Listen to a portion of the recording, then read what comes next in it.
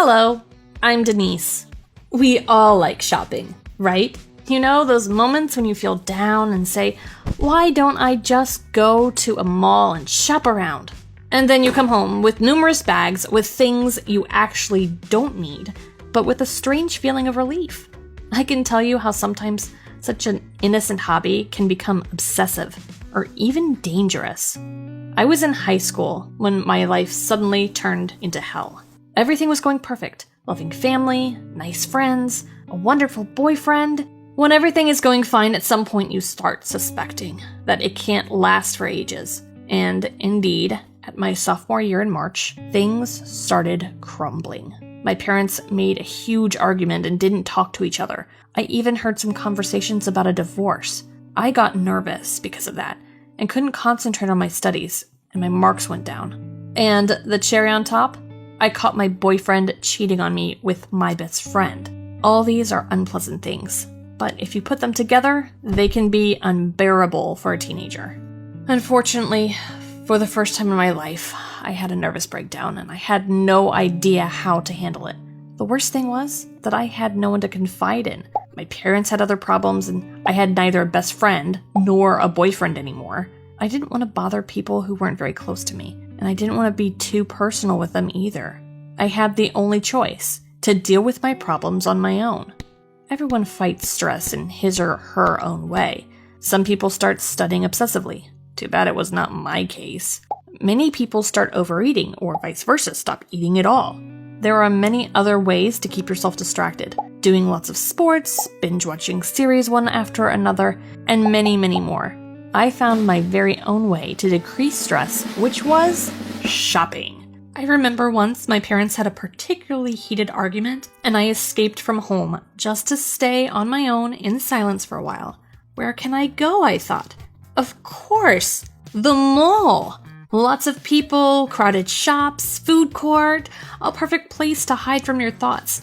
It would be also nice to buy myself a couple of new outfits to distract myself from my depressing thoughts. That's what I did. And I should say that I forgot about my problems completely while I was trying on new jeans or choosing myself a new handbag.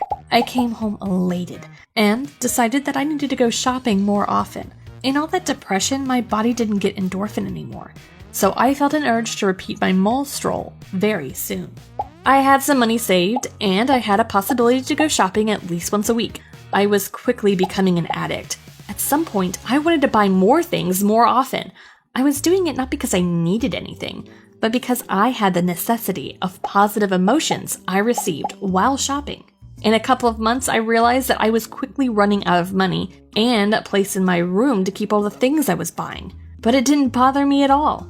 Everyone around me was still busy with their problems. My parents were still discussing a divorce, and no one was particularly interested in what I was doing. So I could dedicate myself to my hobby completely. Okay, storage space objectively wasn't a big problem. I didn't even wear what I was buying, just storing new things wherever I could. Money was a bigger problem. I finished all the money I had, and weekly allowance from my parents was not enough. I came out with a genius solution. I started taking cash straight from my mom's bag. I'm not proud of myself, but I was convincing myself that it was not stealing and that mom wouldn't mind anyway. Of course it was stealing, and I still felt ashamed, but I couldn't help it. I just needed money to dedicate myself to my favorite addiction. But once that I decided that I needed to go big, I took my dad's credit card. What was I thinking about? My idea was that if I spent just a bit, he wouldn't notice. But unfortunately, I didn't manage to be moderate. I spent a very big sum, around $500. I returned the card to his wallet, all scared and trembling about what he would do when he found out. But a day passed, then 3, then 5, and he never noticed a thing. And I was dying to make another raid around the shops. So I thought, why don't I just try another time? That time, I just couldn't stop. I was buying and buying without even trying anything on, just buying whatever I could see, until at some point I heard that phrase that everyone dreads, "Sorry, your card got declined." Obviously, that was the signal to stop shopping.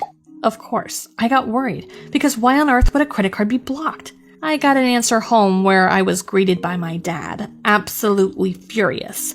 He had been called by the bank, and there were numerous purchases going on, and he found out that his credit card was missing. I decided not to invent stories and just tell him the truth. Well, I need to say that my mom and dad finally united to punish me, and it was a turning point when they finally made peace. I got my piece of attention, and after that shock, I didn't even feel an urge to go shopping anymore. I dedicated several weeks trying to bring the clothes I had never worn back to the stores, and it was pretty much a quest. All that stress kept me distracted from my depression, and ironically, brought me back to life. And, well, apart from being punished by my parents, I now have a huge wardrobe that will be enough for me for many years. Now I am obsessed with keeping fit.